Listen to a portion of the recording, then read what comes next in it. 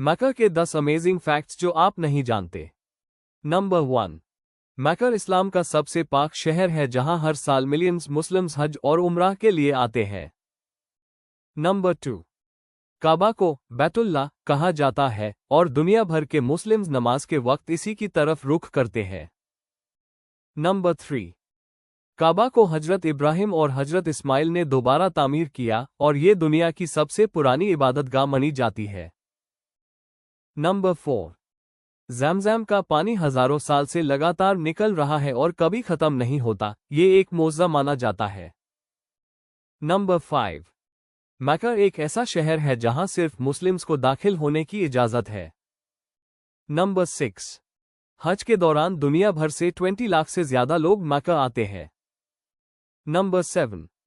ये दुनिया की सबसे बड़ी मस्जिद है जिसमें एक वक्त में लाखों लोग नमाज पढ़ सकते हैं। नंबर 8।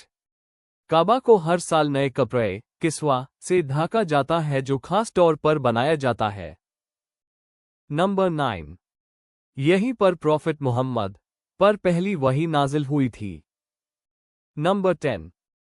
मक्का को ऐसा मुकद्दस मकाम माना जाता है जहां इबादत और दुआओं का अजर कई गुना ज्यादा होता है।